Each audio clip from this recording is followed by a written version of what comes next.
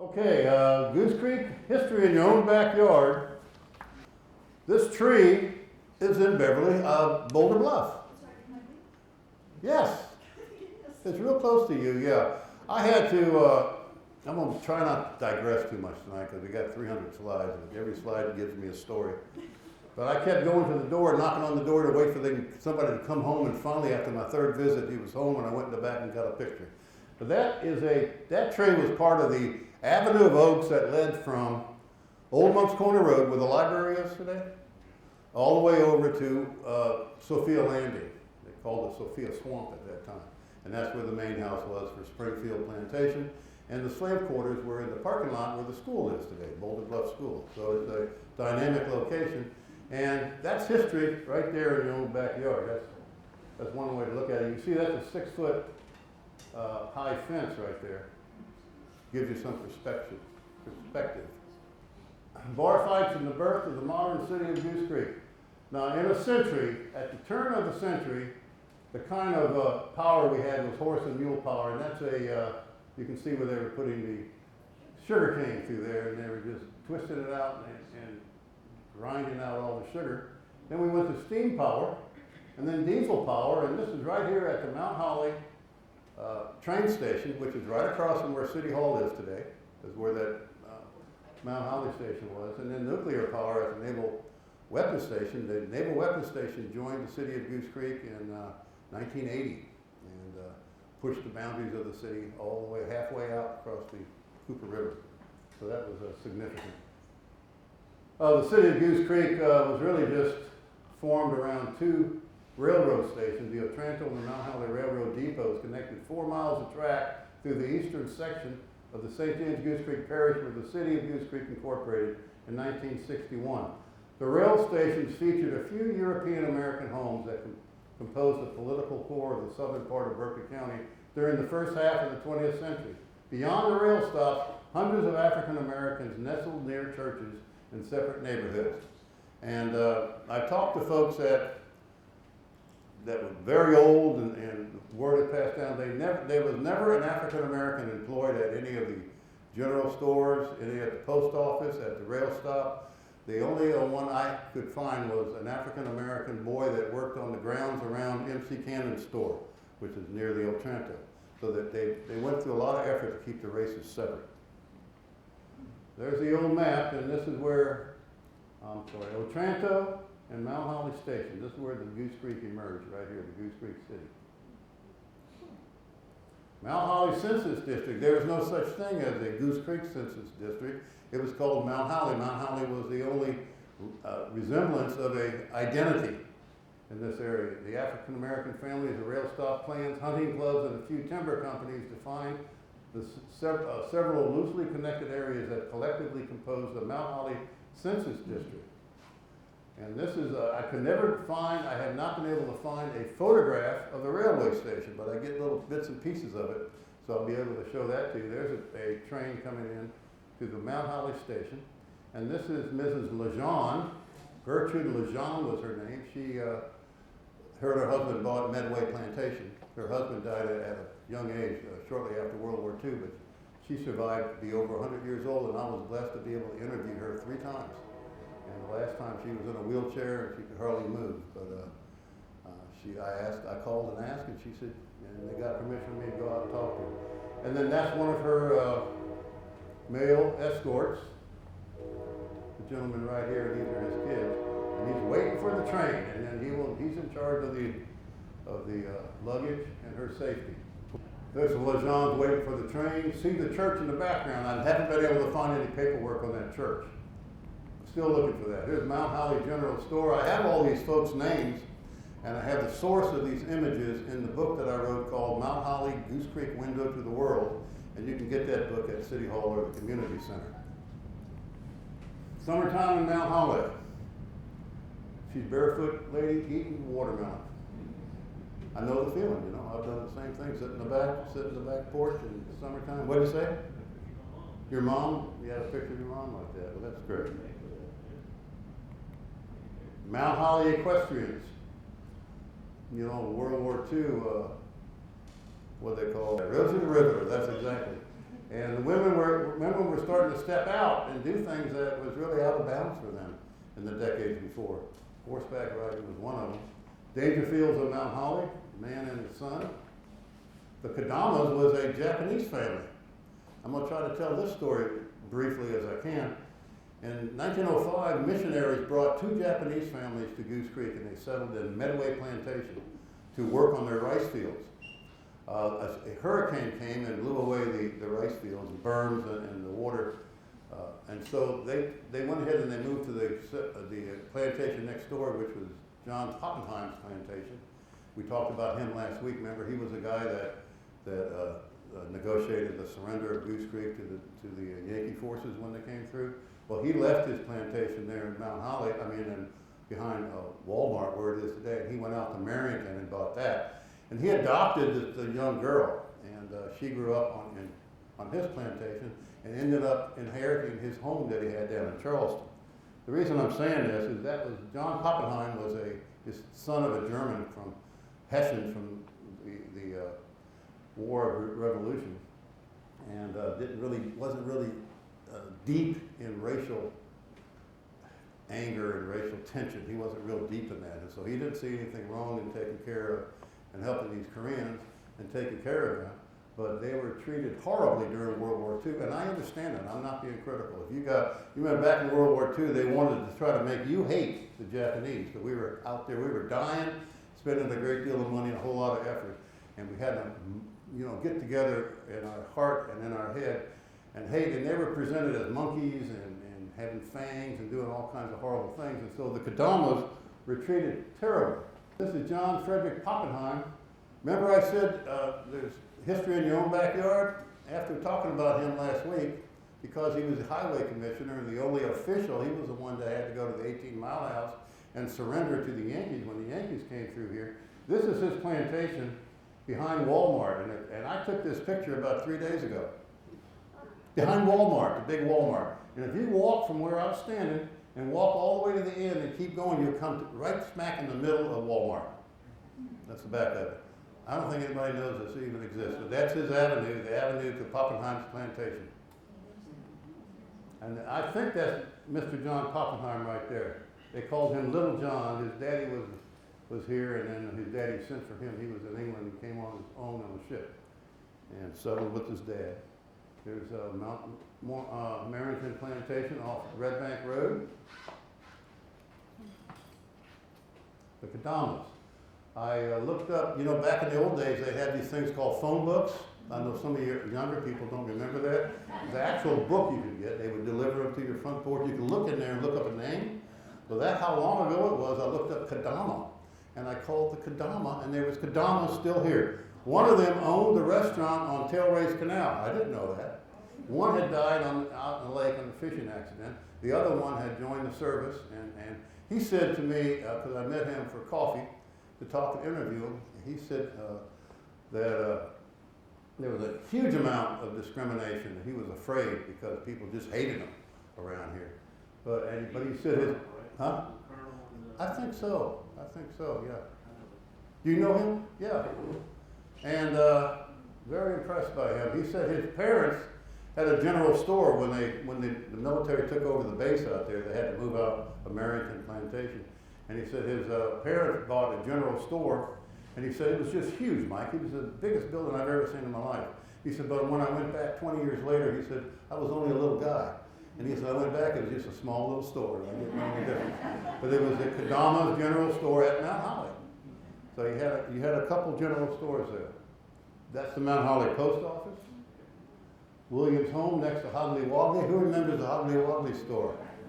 I used to go in there and shoot pool and have a beer or two. I got this at the Historical Society. See down there, it says Goose Creek Road, South Carolina. I don't know where that is though, but that's what roads in Goose Creek look like. Back in the day, I think that's Highway 176. That's what they called the state road. That was the first statewide project we had in South Carolina, was to build a road from the Goose Creek Bridge to Columbia and on to Greenville. And I think this is the Goose Creek leg of that. Today's 18-mile house intersection. I think that's where the road was. The town of Goose Creek, city of Goose Creek. So I don't forget, I'll go ahead and tell you that back in the day, you didn't have to meet any type of criteria to be a city or to be a town. You had to be one of the two, and you just decided what you wanted to be. And about year 3 that we had our own city government here, our Mayor Mann, said, from now on, we're going to be the city of Goose Creek, and we're going to change all the signs on the highway from town of Goose Creek to city of Goose Creek. So that's how we became a city. Today, I think you have to have so many, such a population. The city was founded in 1961. Very rural countryside. It was near military installations. We were a military town. We were influenced by the military.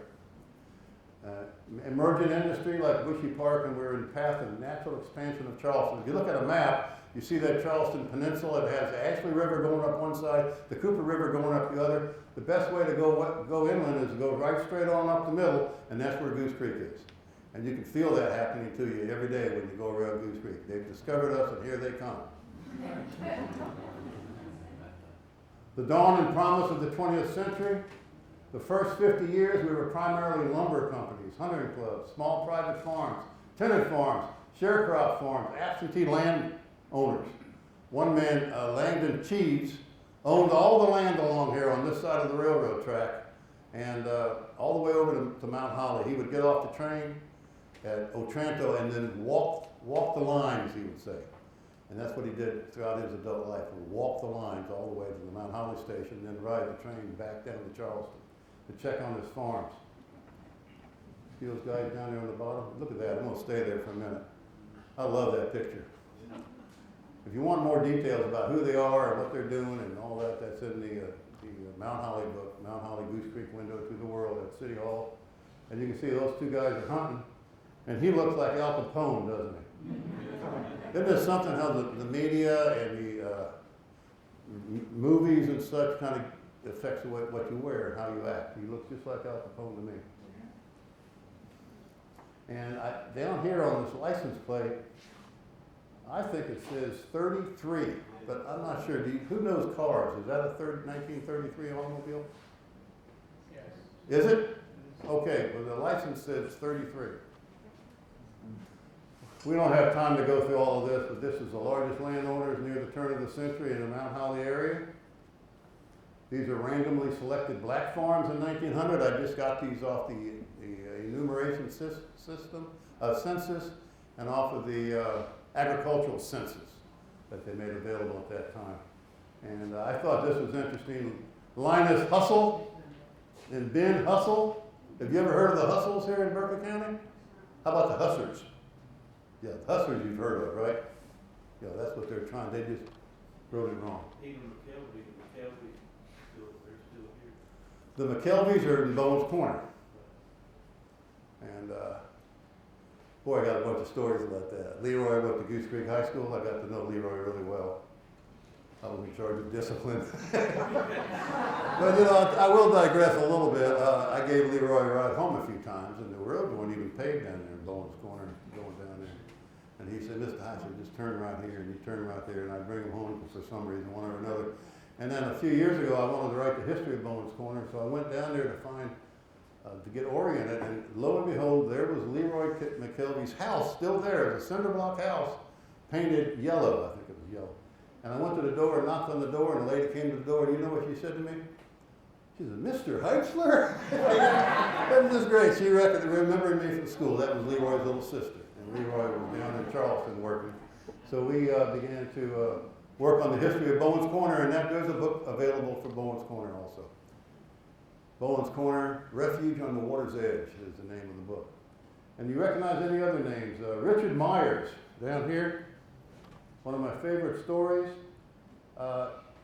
His land was right over here. The next road over is Liberty Hall Road, and you go about 500 yards up Liberty Hall Road, and his land was over on the left.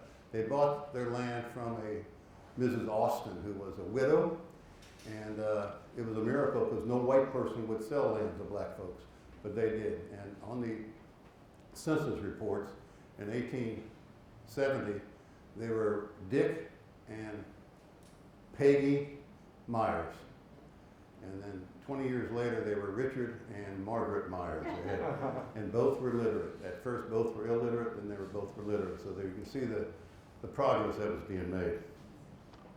and the attitude and self-concept, I think is what I'm trying to say, what they perceive themselves to be. They were landowners and literate, and they're no longer Peggy, they're Margaret. Turn of the 20th century, Bowen's Corner. And you look at that, and you look at those poor people. You know, I was over studying in India for 3 months, and when I came back, I realized I've never seen a poor person in America. That would be people in India would love to have a house like that. They're living out in those streets. 20th century Goose Creek. Goose Creek Bridge in 1904. That's the beginning of the first statewide project. I'm sorry, that's the extension of it. Goose Creek Bridge, 1904, NAD Road today. State Road, 1904. You can see the boards down here on the bridge. The man was standing on the bridge taking the picture. You can see the boards running this way. And the note along the margin said, mail boat. That was a mailman on a little boat going down the road. Old State Road, St. James Avenue. What year is the car model? I'm going to depend on y'all to tell me that. 33. Really? I thought the other one was a 33, but this looks like a lot older. Much, much older. What? 1919 or something? I'm thinking that too, yeah. And now the geese are in this picture, but you can barely see them, but this was the note. These are quotations from the margin of the picture that I got from the state archives. The geese stand where the road came in from Dorchester. 18-mile post on the state road from Charleston. So where does the road come in from Dorchester? This is Westview Boulevard right here going this way. And this is where the 18-mile house was. Yeah, the power lines right there. And there's another view of the 18-mile house intersection. The old state road now is St. James Avenue. State road is St. James Avenue today at Westview Boulevard intersection. Boy, that's going back a ways, isn't it? Tenant farmers on Smith and Cheeves lands. Langdon Cheeves didn't want, the railroad was already going through. The railroad was built in 1855. I think maybe we talked about the Irish being employed to work on the railroad. But he would not consent to grant the county a right-of-way for this Highway 52. He didn't want a road going by his land. He said that people would be tempted to steal lumber or trespass on his properties, and had all kinds of reasons not to do it. He finally gave in, had a long list of protests why he did not want it. But he said, okay, I'll let you have 70-foot easement on my property if you run it alongside the railroad track. So you'll notice that when it comes into Goose Creek from hand to hand, the railroad track and Highway 52 come together. They stay together all the way through until they get past Mount Holly, and then they separate again. So that was what he said. I'll give you the 70-foot right of way if you make sure they run parallel together. Now let me see. Okay, 4 stages of development. The dawn and promise of the 20th century. That's the first half of the century. The stage is set for incorporation. That's from 1950 to 1961. The city incorporates in 1961. And then the modern city and future perspectives, 1978 to the present. These are some of his property that Cheeves managed. And you can see where they paid rent like $10 a year. I'm trying to just find one. There's Richard Bryant. That's a popular name in Goose Creek. Abraham Jr. Ben Bryant, the Bryants. They lived over in the Casey community. And Strawberry, the Bryants?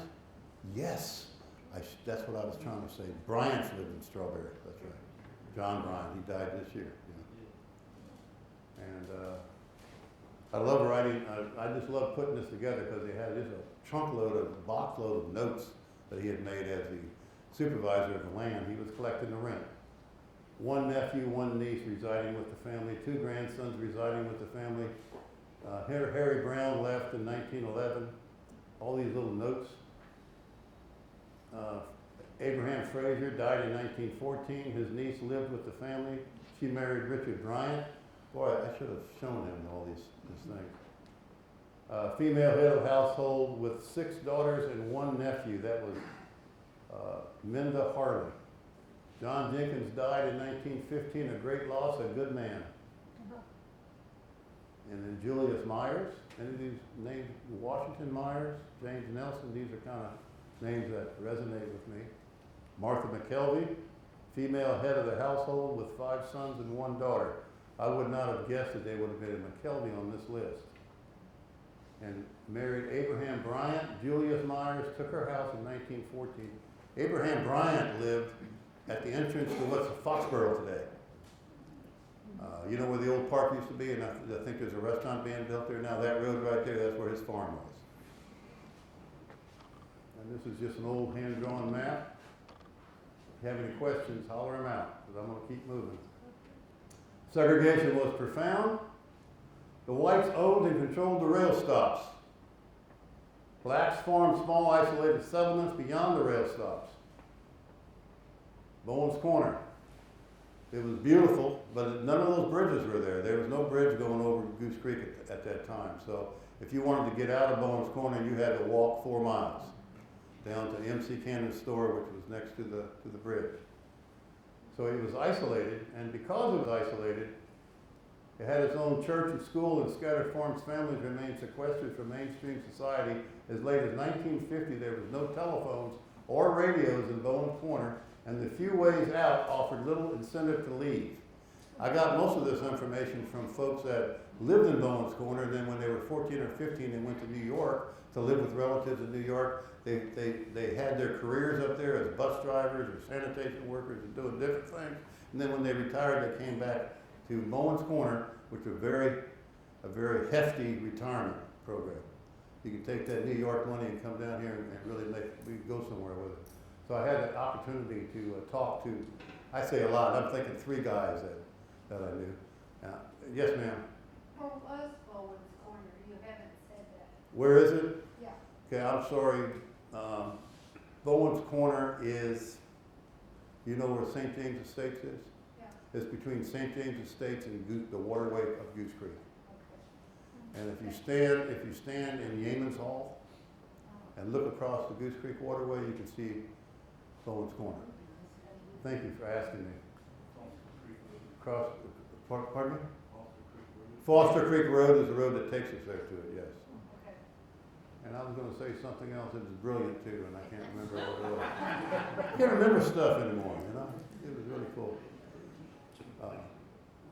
I talked to those 3 guys and they retired, and when we put the historic marker in, they came down and we spent some time together talking about, one fellow, I think this is coming up later, he said his sister was sick and throwing up and couldn't stop throwing up, so his mother told him to walk across, I'll show you where the little dike is a little bit later, to walk across over to the general store across on the other side of Goose Creek and get a little container of Coke syrup.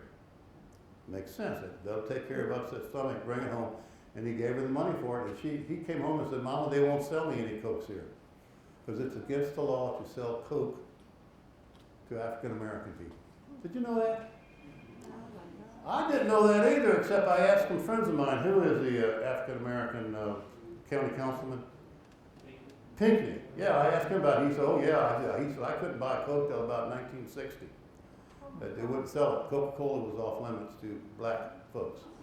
And so he said he walked all the way back home again, and then his mother wrote him a note, and he was able to get some that way. There's the map. And there's Bowen's Corner. See the brown track down here? That's Bowen's Corner, part of the Browns track. And this is the passageway they would walk across. You see this is Goose Creek, and then they put that little dam in there, the flowway, and that backed up the water and created a reservoir of fresh water. Bowen's Corner was isolated. Residents relied on the outside world for little, but occasionally some walked 4 miles to Cannon's General Store near the Goose Creek Bridge. A few cents bought a Royal Crown, or a knee-high grape, or an orange soda, and a Johnny cake. Coca-Cola was not allowed. And I had fun talking to black friends of mine, you know, that grew up around here. We talked about Coke and what he said they always got RC and a moon pie. Was they always right. RC and a moon pie, that's what they would get when they were kids. He said they really didn't care about it. You know, the guys I talked to, you know, they said we really didn't care about Coke. RC was fine. Cannon's General Store, that's the best photograph I could get. Pardon me? 56 Dodge. Where? In the picture, the last picture. Oh, there. 56 Dodge, okay. He said 58. Okay, I don't want to get in a big fight over that. 58. That's a 58 because my dad had a 59, and he told me I could drive it as long as I didn't leave the base. So he gave me the keys and I took off for Washington D.C. You know how kids are. I'll never forget that. Immediately. Now this mother here, I think she's a saint. She's a saint. See that little boy looking out to the left? And he doesn't know that his arm is up around his sister's head. And he's ready to yank her head. But isn't that cute? But he's a typical little guy. Goose Creek or Bones Corner little boy. And this little guy here is inventing, you see his invention with the wheels and the sticks down there on the ground. He's inventing some sort of a vehicle. He probably grew up to be an engineer. During the first half of the 20th century, when land was inexpensive and taxes were low, the federal government, lumber companies, and prosperous northern speculators purchased available remains of the Goose Creek estates and transformed them into expansive military and commercial developments that eventually defined the city of Goose Creek. Bowen's Corner, well, who was the mayor at the time? The lady that just left office about 3-4 years ago? Ms. Blackwell, yeah. I told Ms. Blackwell that I went out to the Leroy McKelvey's house and I was shocked that there's their house right there. I was shocked that they were building everything right around their house. And do you know that she went and talked to the developer and the developer bought them a home? Isn't that something? She went and talked to them and bought the McKelvey's home and took down that old house. Yeah, that was it. I went out and talked to him a couple of times, and he talked to me a good many times. The area was always very developable and was a nice area to be right overlooking the waterway, but there were such unclear titles, it was too expensive to try to get enough clarity on the titles to actually purchase the land.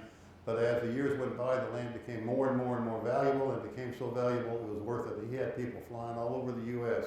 getting pieces of titles settled and bought. It's Bowen's Corner. The most interesting part of Bowen's Corner is the owner, John Bowen. After he established the plantation, he got lazy, went down to Charleston and stayed in Charleston because Bowen's Corner plantation was very isolated, and he didn't need to come because he had top-notch African-American overseers. He had freedmen that were overseers, taking care of the slaves and watching everything. But then they began to marry some of the girls there and have families, and then they were wondering now if are they freed, or are they slaves still, are they half freed, half slaves? And so that was something that ended up with some court hearings, but they solved it without issue. But they lived independently. They had their own governance.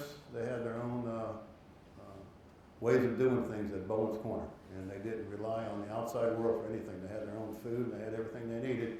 And Mr. Bowen didn't go out there but maybe once a year. There's 2 other communities around the Corns Crossroads, such as Varnerstown and Driggerstown. This is Geneva Varner. I've been to her grave, but I've never had, she was long dead by the time I got out there. Here's a sad story. Her son here, I forget his name, he worked in a nursery in North Charleston, and he married a white girl. And because he married her, he took his wife with him to a nightclub in North Charleston and got beat to death on the dance floor. Because he was not white. See, he's an Indian. He's not white. And back then, we kind of don't understand it, but the racism was severe, and they killed him. But, and this is such a long story, I just can't get into all of it, but all that area has no water except falls from the sky, stormwater. So every time you have a drought, every 12 to 14 years we have a drought, things dry up. So nobody had a farm out there. From Whitesville near Monk's Corner all the way through to Somerville, nobody had a farm, so they gave the land to the Indians, let the Indians wander back and forth. The Itawam Indians was the only tribe in South Carolina that stayed loyal to the English during the Yamasee War. So they said, you just wander back and forth, because none of the white people wanted the land. And Then after the Yemenite War, they gave the Edouans, all the slaves, except the men, they sent them down to slavery in the Caribbean. But all the women and the children interbred with the existing Edouans. So we have a mixture of Indians, Native Americans, they still live there today. There's a mixture of them. And Ms. Varner was one of them. She was the only, according to the WTA photographer that was walking through and taking these pictures in 1936, the lady said that she was the only one that was willing to talk to them. And she said there were mostly Native Americans that lived there. And a few mixed families. Like, I'll go back. One guy, there was a white guy and a mulatto woman, and then they had Indian children, they had black children, they had white children, they had Indian children. So it was all mixed up. Where was that going? Okay, there they are again. She was the only one that would talk to them. Oh, do you notice how they all dressed in their Sunday best?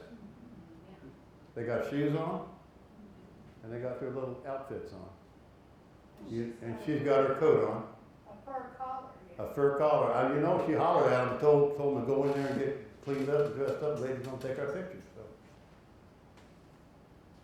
The cane press, they don't have a source of power except mule power. And wells, they didn't have any water out there, so they had to dig a well as deep as they could to survive the droughts.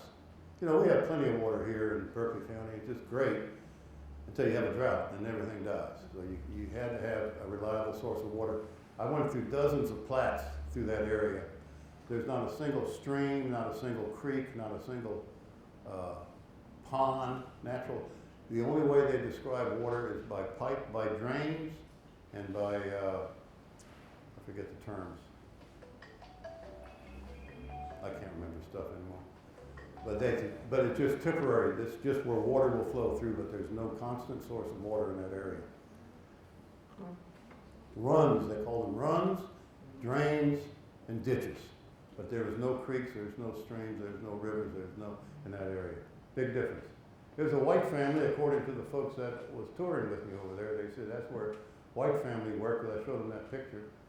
And near Torrance Crossroads, the Lambert's house. You know how I know it's the Lambert's house? Because I was with Mrs. Huff, she's dead now, and driving around with her and her granddaughter, and she told me that's where the Lambert's house was, so that's all I know. That's good enough for me.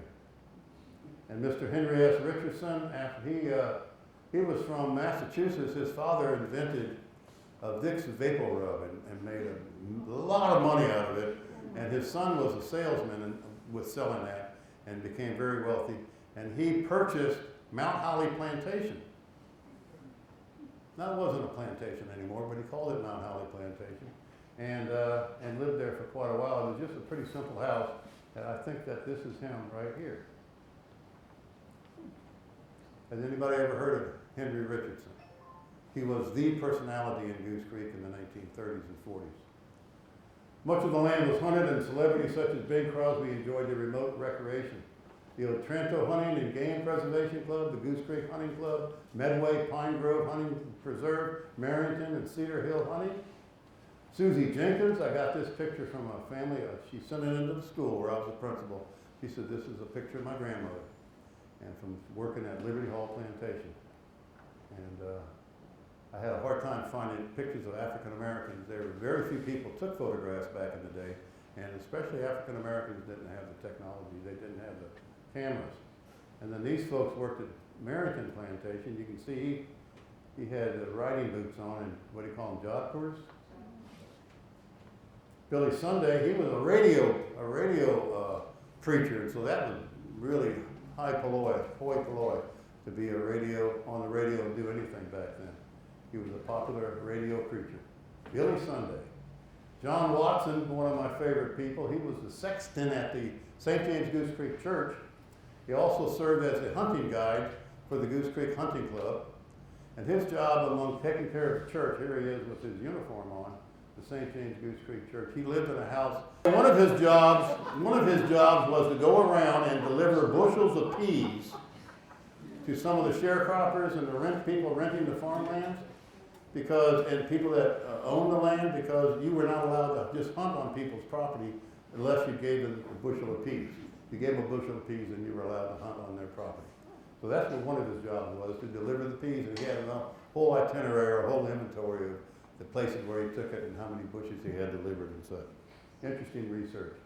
Houses at Merrington Plantation in 1930, Parnassus Avenue and the home site after the house burned, that's out of the Navy base. Ladies of the American Tobacco Company. You see these little pretty little ladies, they're not white. Back in the day, you know, they were not white enough. They were mixed. They live out there in the Carnes Crossroads area. You can see they have slightly brown complexions. I think they're just as cute as can be. But it made a big difference. And they're wearing their uniforms. They had green sashes, and they worked at the American Tobacco Company when the new Highway 52, when they put it in about 1932, is when it had gravel on it out here, and then they were able to commute to Charleston to work. General stores remained a community center. The stores housed the only telephone, radio, later TV, and sometimes the only car or truck. Williams' house was behind Hoggly Woggly at Mount Holly, and the post office at Mount Holly. Moonshining was common. This is a whole lecture in itself. Here's one of the sheriff's deputies listened to a moonshiner sing a song, and he wrote it down. And the handwritten song is in the records. And he wrote down, "Hooray for Charleston, the place where I've been down. Don't tell me don't cry, Mr. Roosevelt coming round. To fed me Goose Creek taters and a slice of Maybank pie. I'm going back to Charleston and stay till I die." This was Mr. No First Name Washington was singing this song. And who was Maybank? Well, you know, Roosevelt was the president that promised like money and kind of like socialism. Everyone's going to get a check, and you're going to get a job, and everything's going to be fine with that depression. And how did we get out of that depression? World War II got us out of it. And then Maybank was the Democrat who was the mayor of Charleston. So that's what he was singing while he was making liquor. But Pinckney Huff with his touring car. Have anybody ever seen the Huff's touring car? South Carolina has a reputation of moonshining and fast cars, right? And what's the fast cars for? Transport that moonshine. That's what that was all about. It was a nexus that made sense. And what's so sad about this, look at this, they're taking his picture. Who are these shadows of these men down here? I don't know, but I wondered. But look back here in the car. See that little girl sitting there? That was one of the things they would always do when they were out going from one place to the other, is take one of the little children with them. Sounds really creepy, doesn't it? Yeah. So that when they get stopped, they say, "Well, I'm just taking my daughter for a ride to her grandma's house," or something. And it's really creepy. It's unthinkable, but that's Pinckney Huff. And I think the next slide is really, it's coming up. Berkeley County farmers experimented with home brewing until a busy moonshine center emerged near Carnes Crossroads. There, entrepreneurs such as Varner, Herbert Varner, W.R. Varner, Hamp Clark, Nathan, B.D. Driggers, and others developed a multi-still production center along a reliable run approximately 1/2 mile north of the intersection in 1923. And let's see here. Oh, here it is. Here's the run I was telling you about. Right here is where they had their moonshine still, right through here. So they had some water coming in. They moved operations to the Oaks. They transported the finished spirited product along the state roads and Carnes Crossroads to the southern boundary of the Oaks. And here's some records. I thought I would just give you the copy of the record off Adolph Nimitz' daybook page. He stopped one car. I don't know if this was Huff's. And these are the things he found: 100-gallon copper. Oh no, I'm sorry. He found it on May 4th in 1928. 100-gallon copper still, a 40-gallon doubles copper, a 40-foot coil, 6 gallons of something mashed. That's the things that he found that day in a car or at a location. And then I won't read all this, but these are the people he arrested on May 4th, that same day, at that place that I just showed you on the map. That's where they were making the moonshine. So he arrested them. So what they did in response to getting arrested and having problems getting their moonshine to the customers is they moved their I don't have to read that, I'll tell you. They moved their operations down to where Camelot subdivision is today. Because Camelot, if you walk behind the lot lines of Camelot, you come to Goose Creek. And in the middle of Goose Creek is Charleston County. So you have a jurisdiction issue there. and they had water there in Goose Creek. And this guy, Mr. James Alton Johnson, his granddaughter arranged him to have lunch with me so I could interview him. He was the doorman at the Coconut Lounge down in Charleston. And he said all their moonshine that came in down there for Charleston came to the Coconut Lounge. It was stored underneath the floor that had kind of doors on it, and then it had a rug, and then it had a table. That's where the customers sat. And anytime they were going to have an inspection, they would get a call from the police. They didn't have sheriff in Charleston County. They had police at the time. Somebody from the police department would call them at least 30 minutes before they would be inspected. They always knew they were going to have, so they would arrange the site. But he said that's where the moonshine was delivered from that place, Coconut Lounge, out to the other bars in Charleston. Huh? Grove is what it was called. Okay. I didn't know that. Coconut Grove was the name of the bar? Yes. Oh, okay. Well, thanks, Mike. I'm going to double check that. But, what was I talking about? Okay. Oh, okay. And he said that they always had a 30-minute warning before they had anybody come out and inspect them. But that was the Coconut Grove. I thought it was Coconut Lounge. We'll call it Coconut Grove. That's where they distributed it out to the other bars in Charleston. So their main, Johnson also, when he was clearing the land later on, he was clearing out Camelot subdivision for him and his brother to build homes in there, the homes that are in there today. And while he cleared it out, they found 19 operable stills in Camelot. And they were run by Larry Wigfall. And so that's where the business was moved from Corns Crossroads. The point I'm trying to make, there's several points I'm trying to make here. It was from Corns Crossroads, it was moved down to the boundary line between Berkeley County and Charleston County so you could sidestep jurisdictions. And it was closer to their market, which was the Coconut Lounge, Coconut Grove. I talked to a friend of mine who's been dead for some years now, but he said when he was a little boy in 1932, 1933, his dad would take him fishing. He lived over actually Phosphate Road.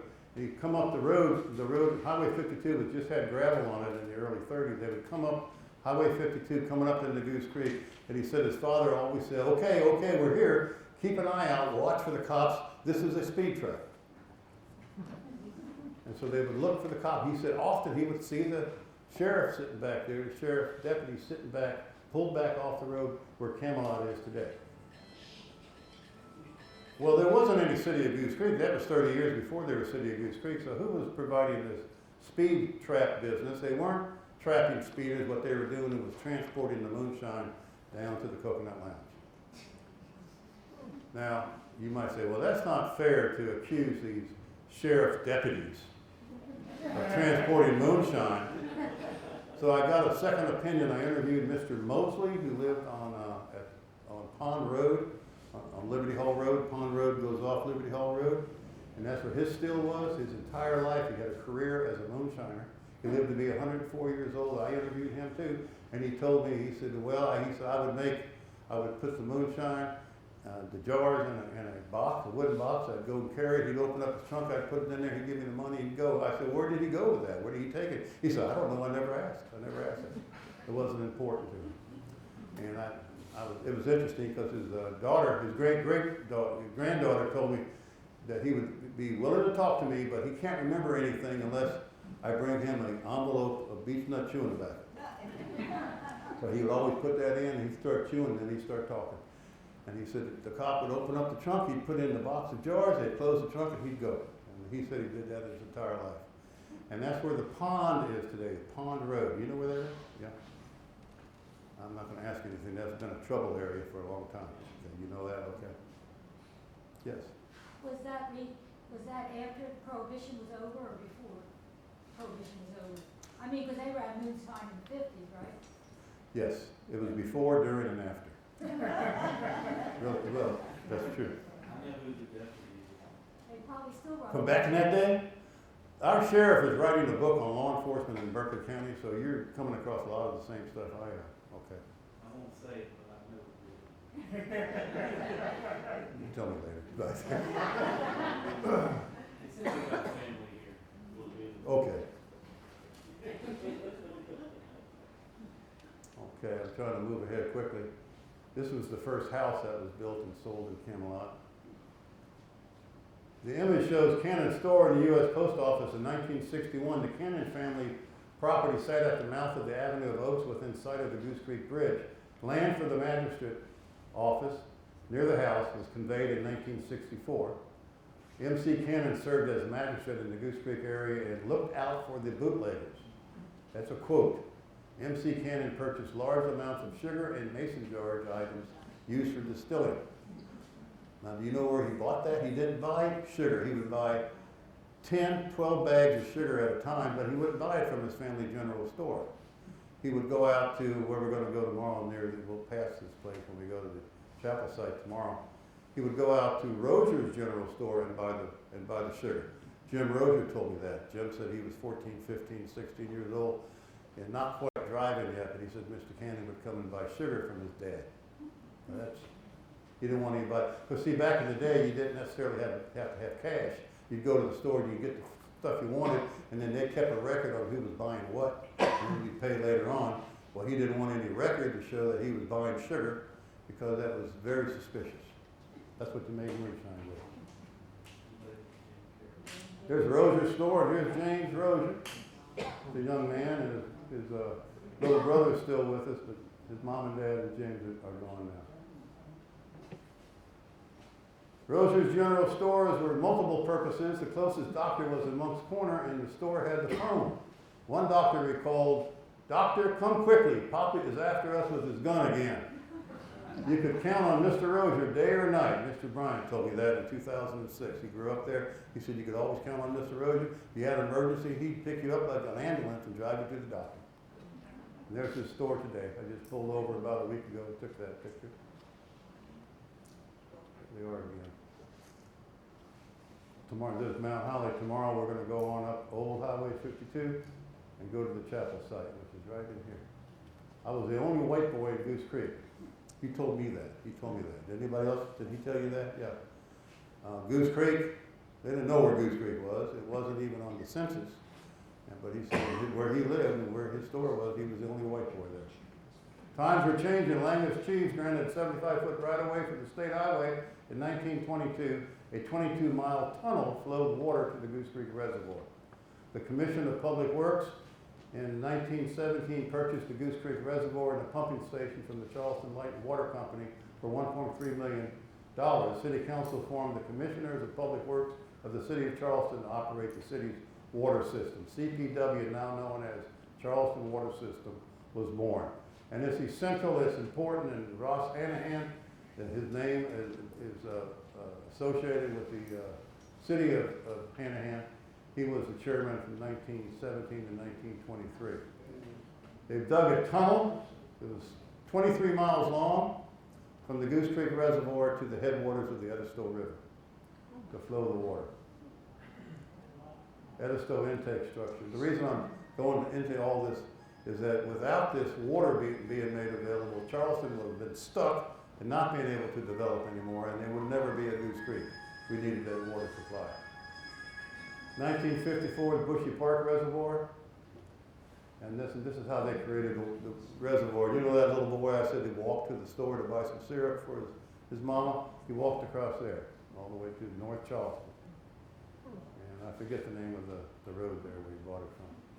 Times were changing. World War II returned African-American leaders to Goose Creek, such as Johnny Johnson, now retired Bishop Johnson of Calvary Church. A New York Goose Creek connection developed. I just threw this in. German prisoner of war after World War II. During World War II, the German prisoners were kept here. Is that in Wausau? Yes, it's near. Yes, it is near Wausau. And you can drive out there. It's on the road, the Volvo Road. They call it Volvo Road. You turn right there off 176 on the Volvo Road and look to the right. You'll see them in there. I was able to interview some folks that live nearby. One little girl, she's dead now. She lived to be 80 something, but then she passed on. She said that her mama told her that whenever she saw a German, for her to run home. And she said because the Germans were just out there cutting lumber and riding horses and doing things. They had these big long boots on and stuff. She said they'd be out playing and they'd see a German, they'd run home.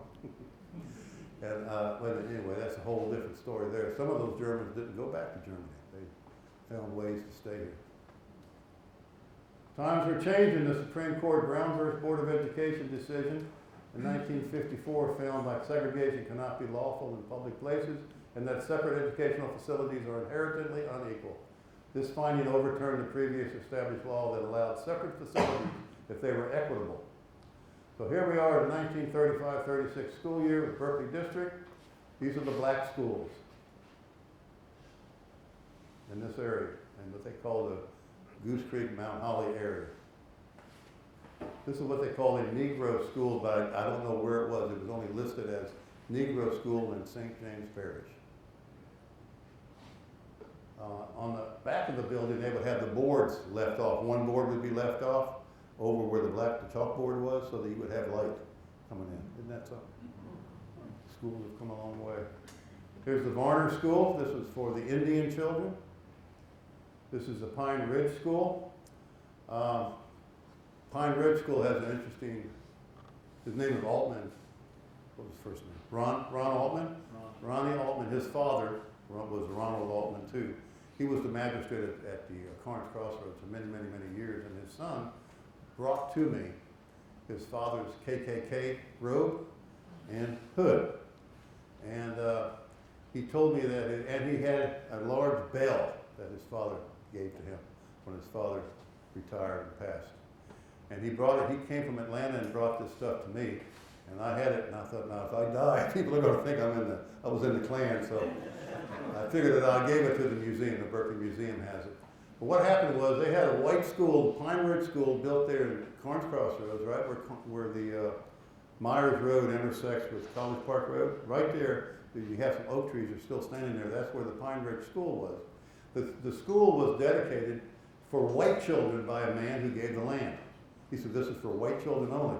Well, in 1963, they were going to transfer black children into that school. Not black children, brown children into that school. Big difference back there. You're black, no, you're brown, you're white. It was a big difference back then. And there was so much resistance against that somebody got the bell out of the school and gave it to Ronnie's dad. I'm thinking.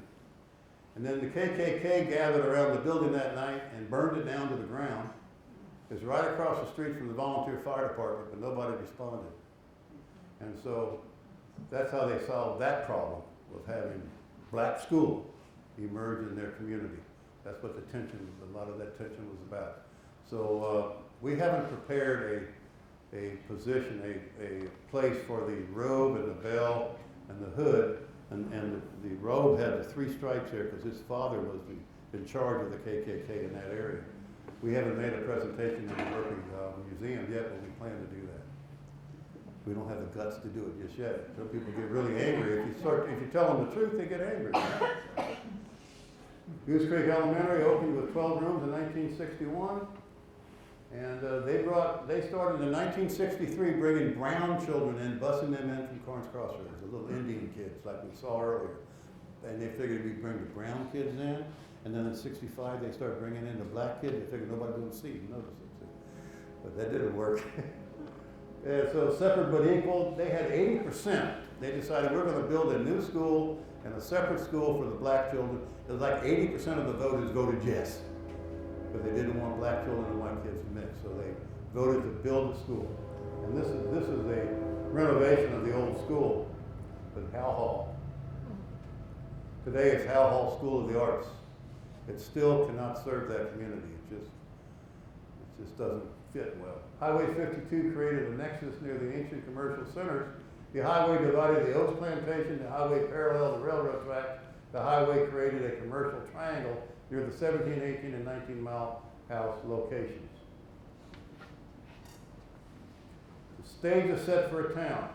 Goose Creek became a nursery that sold shrubs and trees to new homes in Charleston County. Many found work opportunities at the nursery. The name was Eichel. Eichel's Nursery, right where City Hall is today, is where the forest went north, and then it went all the way through town, all the way to where the big shopping center is, Berkeley Shopping Center, Food Line and all that. It went all the way up to there. That's how big that nursery was.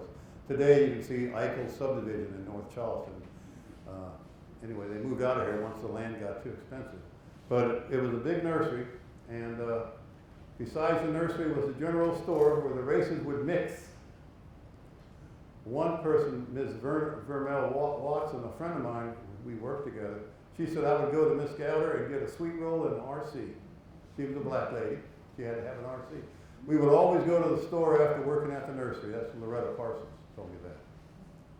And I just had lunch with Vermel about 2 months ago. So, and the other lady, Loretta, has passed on. Wilma, you see the little girls down here? Right here? They're holding puppies. That's Wilma. William is standing there. William Etling, Irvin, Laura, and Wilma Etling in Pineview subdivision. Their son, Jack Etling, was involved in an automobile accident and had an insurance claim. I think he recovered something like $22,000 for a broken leg, and he used the money to buy the land that was Pineview at the time. And they had a house at 204 Jenny Street in Pineview subdivision, and these are the folks that live there now. And this is where Jack lived, and this is where I interviewed Jack during the last months of his life. And Jack, his daughter gave me Jack's briefcase, because Jack was on the first city council. And y'all are welcome to come and look at it, and it's got the stuff inside that he would take with him.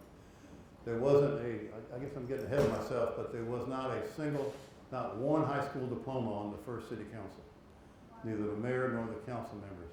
It wasn't something you needed to have back then. And I think he was real proud to have that briefcase with written things in it. Bob and Millie Fessler, new families emerging in Goose Creek in 1954. How many of y'all know the Fesslers? Yeah, wonderful people. Thomason Store. How many have ever seen Thomason Store?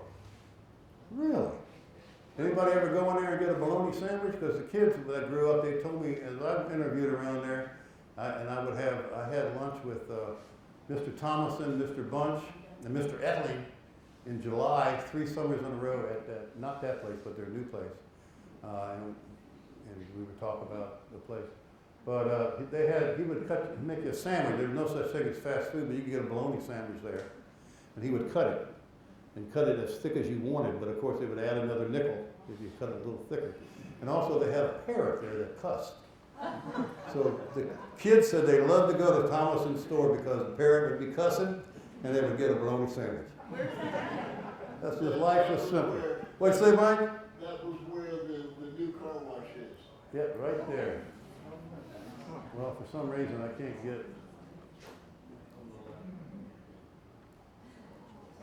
Well, my stuff's not working, but here was Thomason's store. And there was Andover Trailer Park, and there was Preacher's Trailer, it was his trailer, Thomason's Trailer Park, Preacher's Trailer Park, and Bunch's Trailer Park. Just middle of Goose Creek with trailers. Just trailer parks, and trailer parks. During the 1960s, millions of investment dollars flowed to the military bases in both counties, and new industries at Bushy Park and at Coast Bosque Peninsula brought secondary commercial and residential demands. Bushy Park developed into an immense industrial zone. The Navy erected a missile assembly plant known as Polaris Missile Facility. The town of Goose Creek, the automobiles and highways replaced passenger train services near mid-century, and so the railroad stations lost its emphasis, because you could drive your car through there. And 52 and 176 became the center of the new municipality. And right here was a problem. There was the ABC store, Alcoholic Beverage Commission. Then there was a 2-story store right here. It was called a tackle shop, but you couldn't buy much. I think you couldn't buy any tackle there. Upstairs is where you would gamble. That's where the money flowed. And downstairs was where you could drink your beer. And then there were 4 restaurants over here. The NK Pizza was an excellent restaurant and the best restaurant in Goose Creek at the time. And there she is. her and her husband ran that place. It was good. And then right across the street, where am I? Here's where this DNK. Right across the street was a trailer, mobile home. Yeah. It was of ill repute. That's where the sailors would go. And it was not in the city limits, and so the city of Goose Creek couldn't do anything about And the city's mayor complained to the, what do they call it? The guy in charge of the Tri-County area of law enforcement from Charleston. If you say his name, I'll remember. Anyway, I asked him to come out, and he got in my Volkswagen. We drove over there, and I told him it's not in the city of Goose Creek. There's nothing we can do.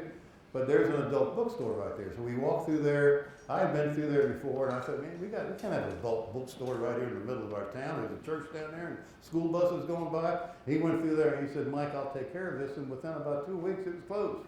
He knew how to do it. If you said his name, I would know. And about a year later, 2 years later, I got another, got a call from him, and he told me to stay out of those bars. He says, Mike, trust me, don't go over there and drink any beer. I go over there and drink beer just to keep track of what was going on. And try not to get beat up, because they didn't like me much. But what do you say, Ellen? Because we met over there at D&K one time, didn't we? Remember? Yeah, that's why you went over there, keep track. Yes. And they'd get their own story. And anyway, he called me at my house and said, don't go over there anymore. He said, trust me, just take my word for it. Don't go over there. Stay away from that place. So I did. I stayed away from it, and about a month later, I saw in the newspaper where they had raided the place, and they had charged the owner, Michael Singletary, Scarborough, and the sheriff, Jimmy Rogers. They charged them with racketeering, and they both went to prison for 6 years. And they wanted to make sure that I wasn't involved in that, and I appreciated that call to stay out of there, but they didn't do it just to sweep everybody up. Yeah, I don't want to talk about the mayor stuff, but you can figure that out. And, huh? You heard about it? Yeah. He tried. So those were and people were very angry, and there was, I guess I'll digress a little bit. We're running out of time, aren't we? It's been an hour. We have 25 minutes. I had two guys in these suits came to my door at my house one Saturday, knocking on the front door, let them in there, and they said they were FBI. And they said there was a hit out on me. And it was for $10,000, which hurt my feelings. I didn't think that was much. But it was a lot of money back then. And they interviewed me, asked me if I knew anything about it, and I didn't know anything about it. And then about a month later, a guy from the state came down. I don't know what you call him, a constable or whatever, came down and interviewed me again.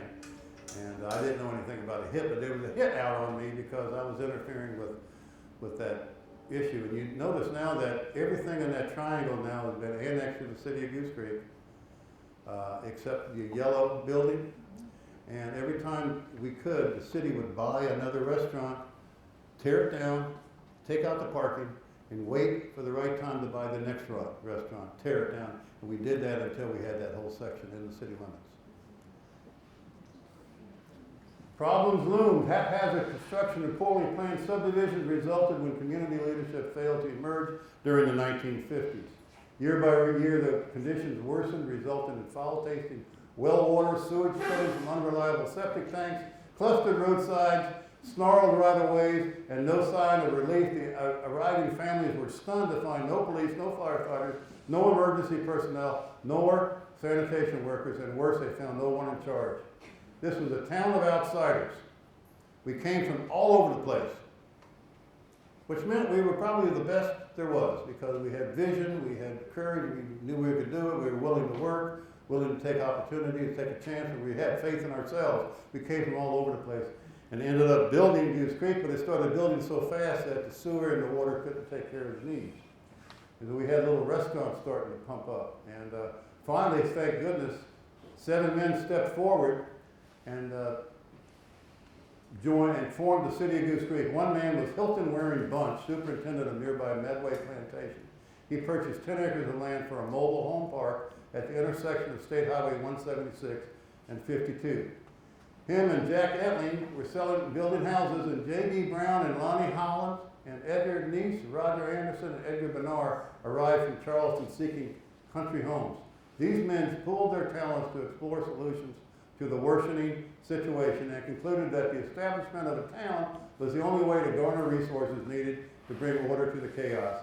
And this is one of my favorite maps. It's the map of Pineview when it was still a collection of small farms. And it's hard to read it, but he's got them all numbered, and he has how many acres, like 7.4 acres, 11 acres here. Each farm noted in where the low spots were. And Farm Road and Drainage Canal. There's Farm Road, and then over here was the main highway. And I've got to get a close-up. I like old maps like that. That was Jack Etley when he had the injury and he got the insurance money, he bought that land. Churches were community centers. Smyrna Methodist Church, you know where that is? Groomsville. And do you know who's buried in the cemetery there? The Kadama family. The Kadamas are all buried in there. They were Methodists. And St. Paul's, you know where that one was? By Boulder Bluff School. There's nothing there but some cemetery stones now. Trinity Baptist Church. I'm going to need some help. Where is that? Right down. It's on the shortcut road from NAV over to, 52, yeah, over to, 52. Yes. Right next to the Oaks. take the left, it's Yeah. coming off NAV. Yeah, right next to the Oaks, yep. I've been in there many times, I just couldn't. Yeah, they have their meeting room is right there. Yep. That's where you're going, okay. But I remember I was sitting out here waiting for a meeting one time, and somebody walked by and said, "What are you doing?" I said, "I'm waiting for the meeting." And they said, "Well, it's already going on, it's over here," so I felt stupid. Mount Zion, African Methodist Episcopal.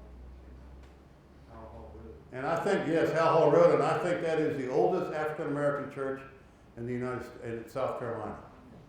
And I'll tell you why, because the guy that owned that land, Hal Hall, was a German, and he didn't understand racism, and so he let his slaves come together on Sunday underneath the trees, and they would worship and praise and all that. They were down in the Civil War, they were bombing all the churches downtown, and so the minister would bring a train load up, get off at Otranto and walk to the St. James Goose Creek Church, and then afterwards walk down Hal Hall Road where the slaves under the trees were worshiping. Now, what is a church? Is it a building or is it an assembly of people? I think it's an assembly of people, because the owner of the plantation let them do that, and all during the war, the minister from Charleston baptized 23 of them.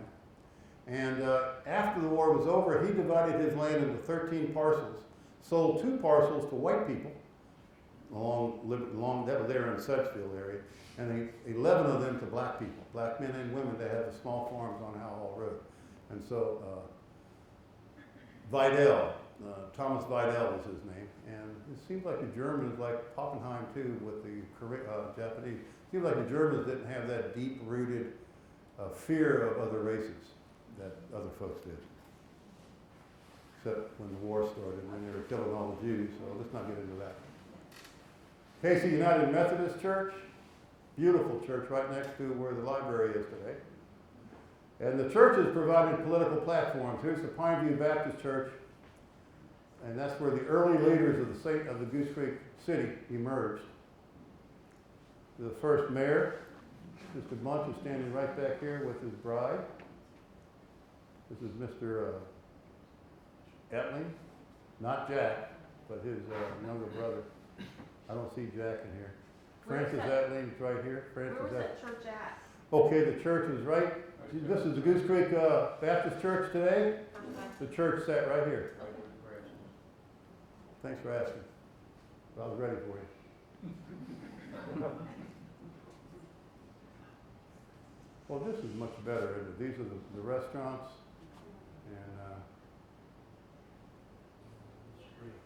and the strip, that's right. Karen McDaniel, daughter of a founder, says they played things by ear back then, only a slight dream of what they thought things could be without any formal education or how to make it work. And this is where the early leaders met, the corner of Francis and Carolina. So I went out there and took the photograph, because that's where Jack Etley owned Pineview, and it touched the trailer park that Bunch owned, and that's where they would meet at the edges of their property and plan. And Jack said they just kept, that's the house that's been there about 100 years. Still there. It's still there, yeah. And this is an old map I'm trying to. Jack said that they just kept sitting on his porch. People just kept sitting on his porch, talking about we've got to do something, and finally they got organized. And Mayor Bunch was elected March 14th, 1961. 73 registered voters residing in Pineview, Pineview Terrace, Greenview.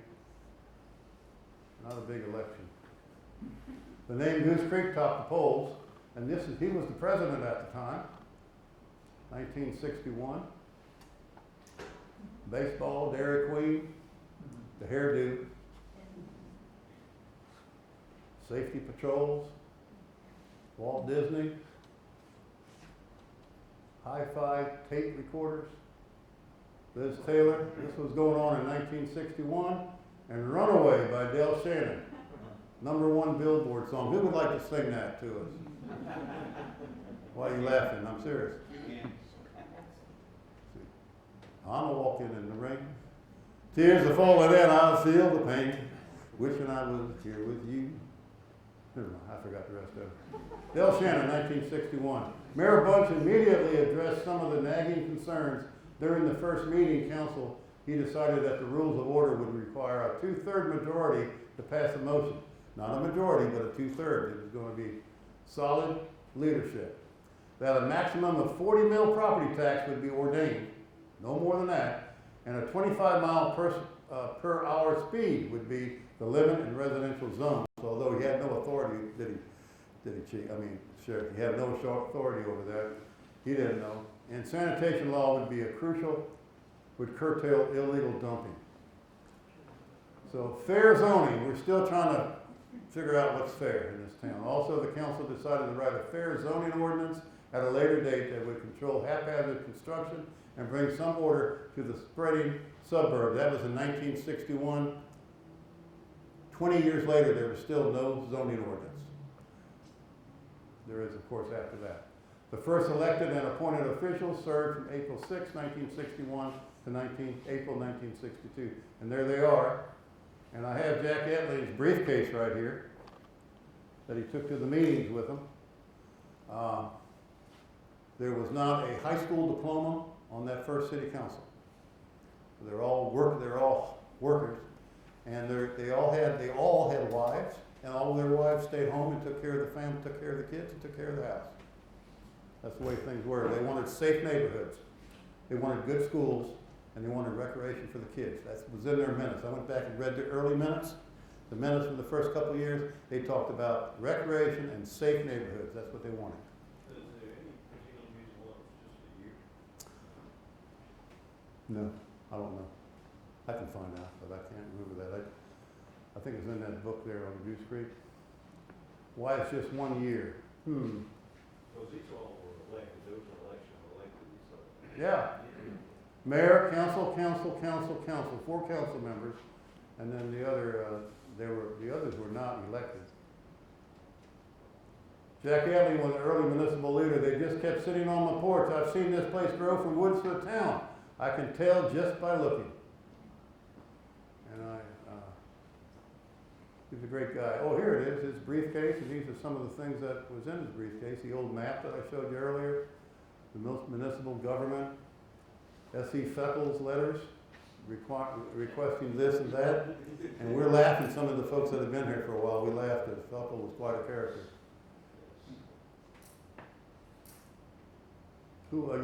J. Palmer Gilliard was the mayor of Charleston at the time. First City Hall, right there near the intersection of the city. It was Turner's Barber Shop. And he used that as a barber shop, but he also had other, like, the Girl Scouts would meet in there, or little school groups or whatever, so it was open to the public. Turner was very generous with his space, but it was a clapboard structure known as Turner's Barber Shop. It was owned, operated by C.L. Turner. It served many community purposes and was converted into the first city hall. Jack Etley also built this building across the street from it. Dorothy Dot Hatchell was the secretary for the city. Her house cost $8,250. This is a school bus on Pineview Drive near that time. The road wasn't paved yet. Oops. Pineview, 1959. Eileen King. She told me Goose Creek was not a town or city, it was home. She told me that in 3/15/11, okay, 2011. Dale, Ron, and Eileen Hatchell at corner of Laurel Avenue and Pineview Drive in 1962. That was near the end of the first term.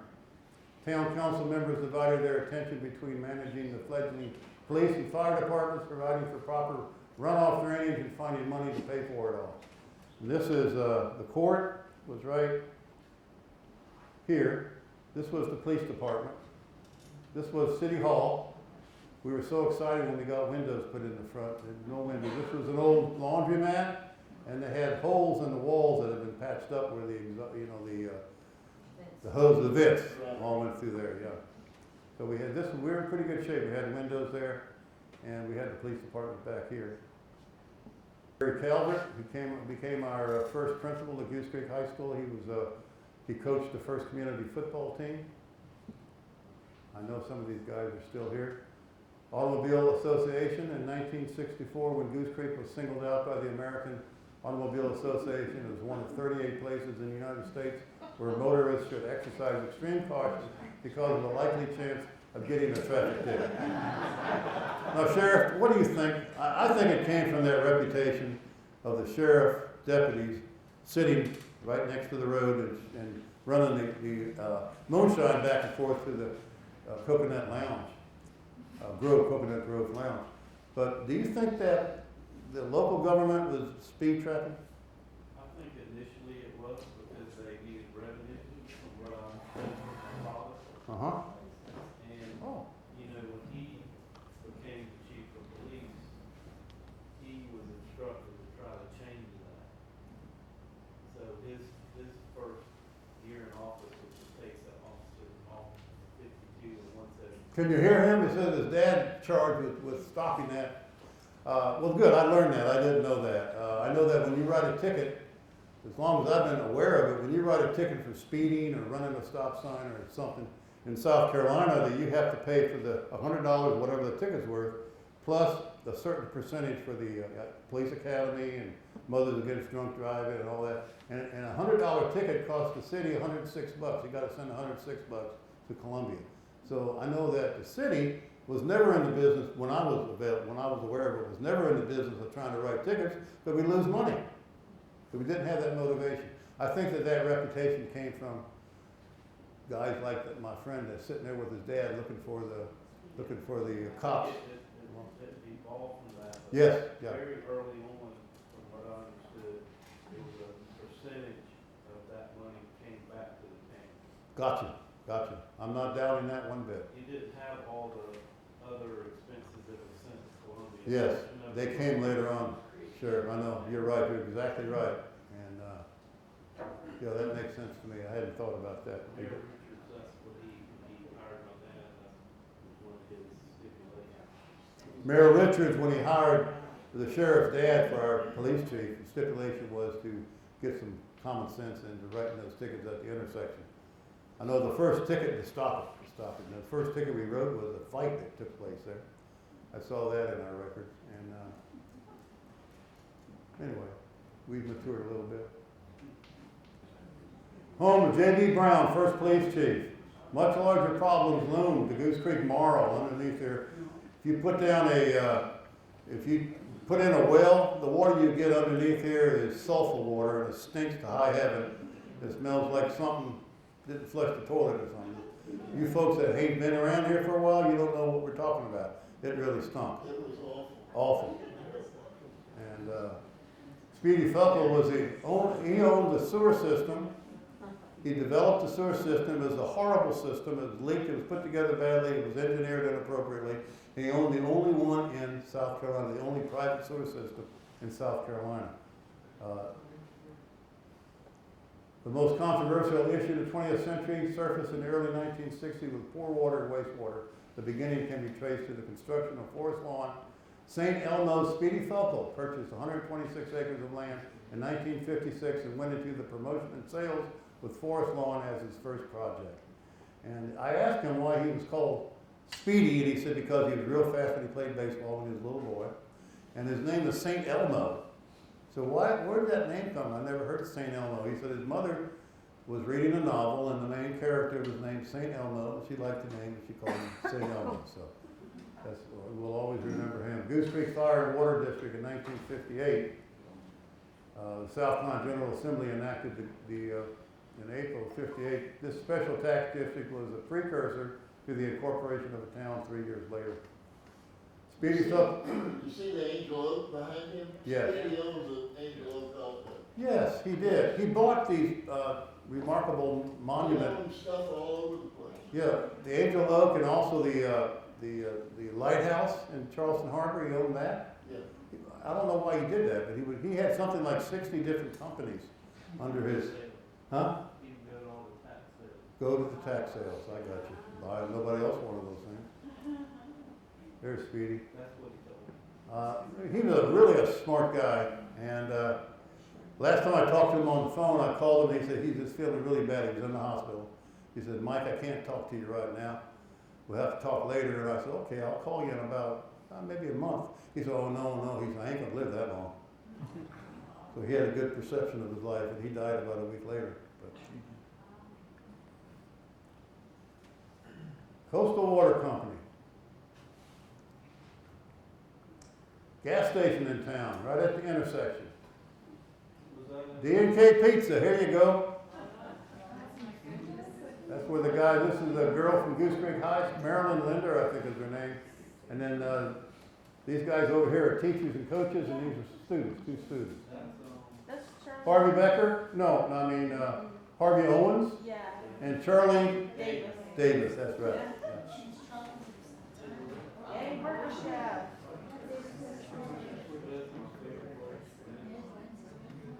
The Marl Strata contains phosphate, so they started digging it up, putting it on rail cars, and getting the rail cars to the train stations and hauling that stuff down to processing plants in North Charleston and making some money. Population growth was impressive each year during the 60s, but in 1969, Goose Creek experienced an unprecedented 58% population surge resulting from military and industrial investments in Charleston and Berkeley counties. Mayor Bunch did not offer to run for re-election in 1964, so he served 3 years. And Smith E. Hennett, an incumbent councilman, was chosen in his stead. There's Malvin Mann then ran for office. This is when they were opening up this new city hall here. It was something we were just really, really proud of it. We were in Turner's Barbershop before that. Malvin Mann was a controversial mayor. It was during these difficult years when Malvin Mann, the controversial mayor, emerged. He won the race in 1968 by a large margin, but he entered a political hotbed of discontent. Mayor Mann was criticized by frustrated citizens while others enthusiastically supported him. So there was a great deal of angst. And who is this guy over here? I forget his name. Mendel Davis, right. Mendel Davis.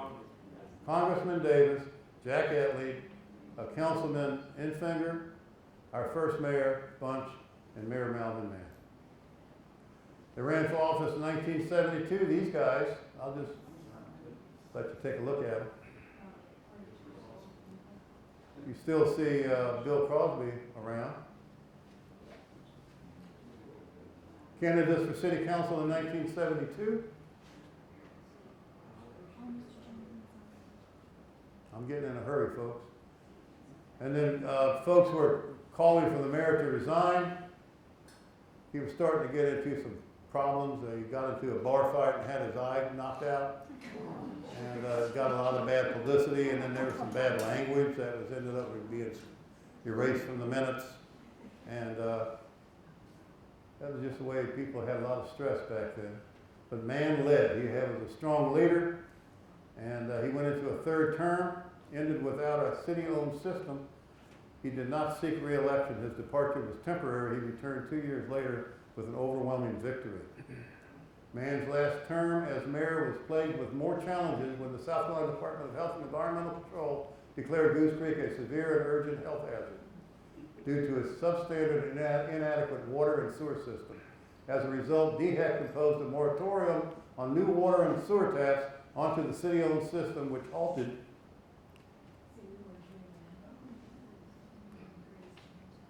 which halted all construction and sent builders and business owners clamoring to City Hall. Malvin Man in 1978. He was from Independence, Missouri, and he came down here and he opened up his own business, duplication business. He would just make copies of things. But this was back in the day when people didn't have copiers. So it was an essential business. There's our city hall that we are so proud of. It was a converted laundromat.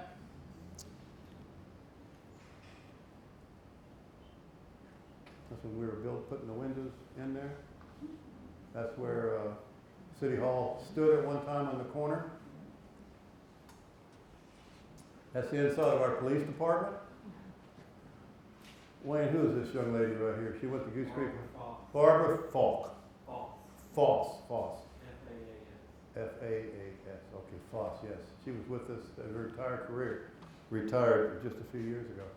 That's the interior of our police department. There's our municipal judge center, court. Mayor Richards in 74 ran and won. Some attempted to divide there in the 70s. We had started having rallies, KKK rallies. I don't know what prompted that because the schools had already been integrated and things seemed to be settling into place. But we had 3 rallies and it caused a lot of angst in town. I went to the county office building and looked up to see who owned the land where the rallies were taking place, and one man owned each of those 3 places. Who do you think it was? Speedy Felton, yeah.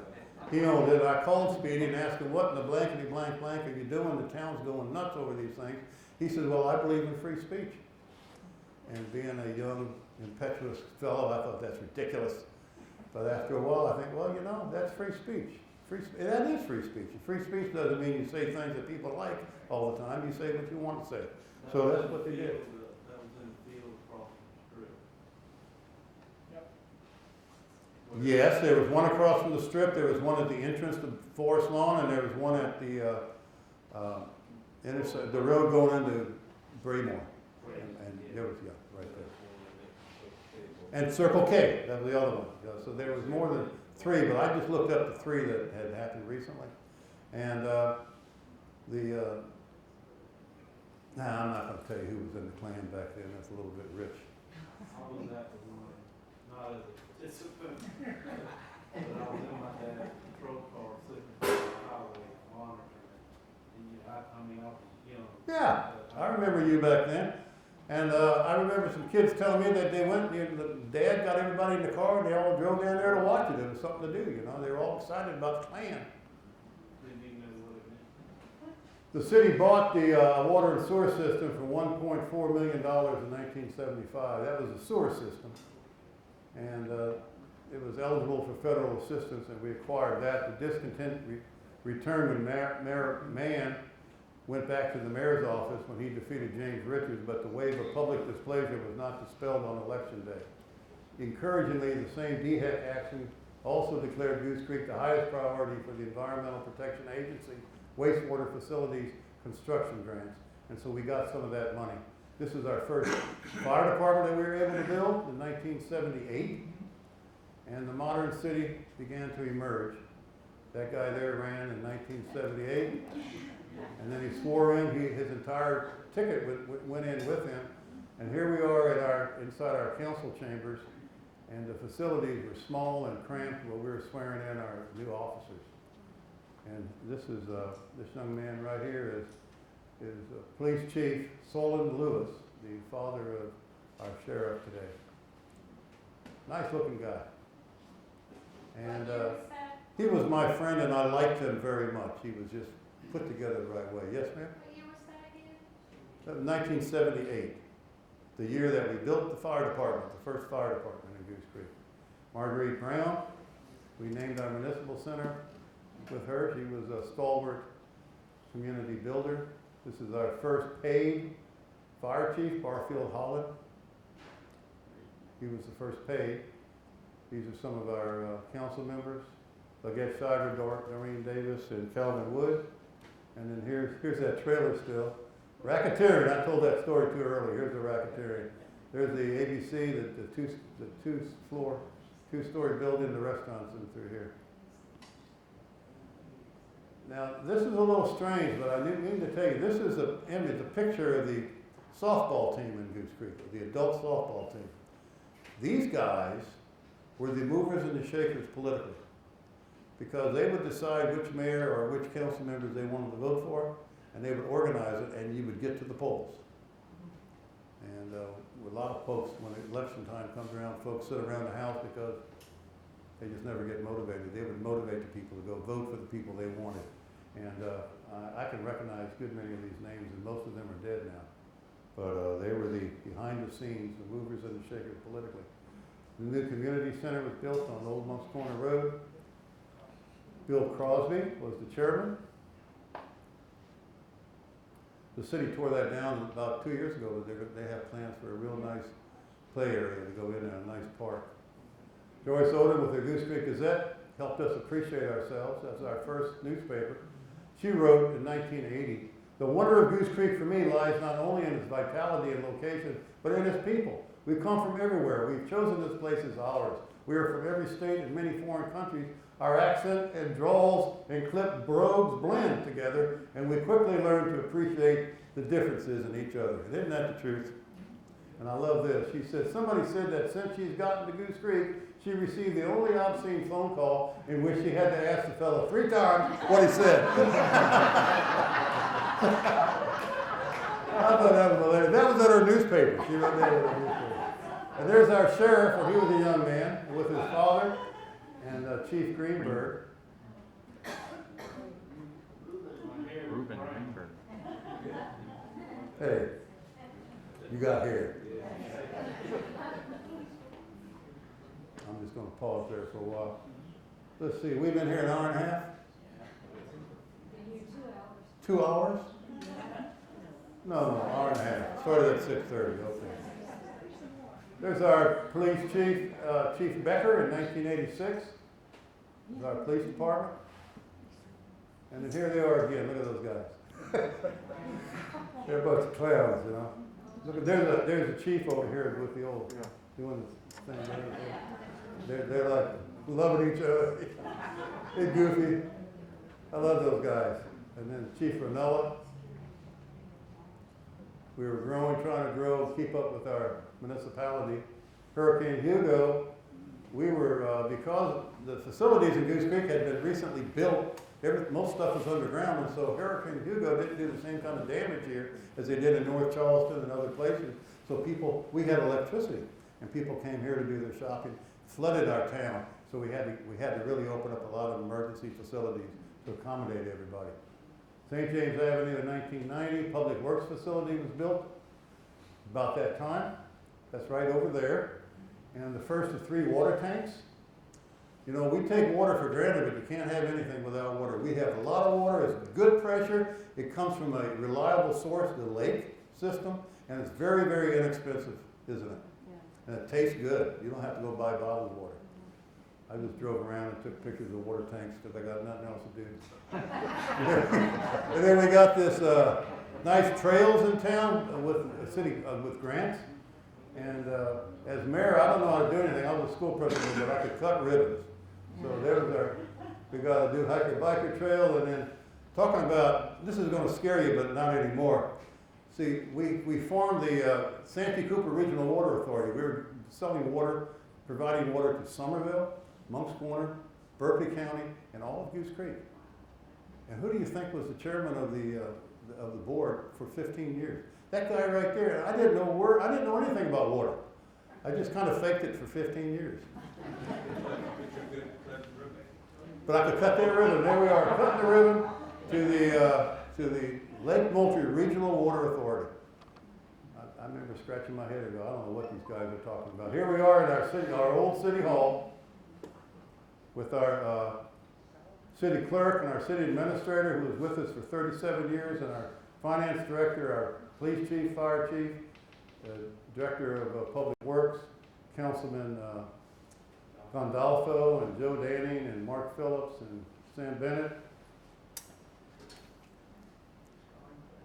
Then we started building our city hall. Now, I wanted City Hall to look like old plantation buildings. Did we do it? No. Isabel, we did? No. Okay. I don't know. We tried, but we wanted it to be red brick because the other plantation homes in Goose Creek are made out of the brick, the clay that's right under your feet. And we wanted the porches like they had the old columns in the porches. But you're right, it doesn't look like an old plantation home. But we were trying, and then as if the doors were taken away and the windows were taken away, but whatever. And then Marguerite H. Brown, we're so proud of her, and we especially miss her, and we miss John McCants and Sal Gandolfo. They've passed on. There's our municipal facility, the community center. Man, what a deal we have. Golf course. Wow, what a nightmare. We bought that golf course, and we bought the golf course where you didn't want somebody else to buy it and build apartments and all that on there. So we bought the golf course, and we've been really hustling ever since. Streetscaping made a big difference. So that looks better, doesn't it? You take it back now? And then we put up 3 firehouses, including this one. And our most recent fire chief, he just retired about 2 years ago, Steve Chapman. We have a gymnastics center now, and we earned top honors from Business Week magazine.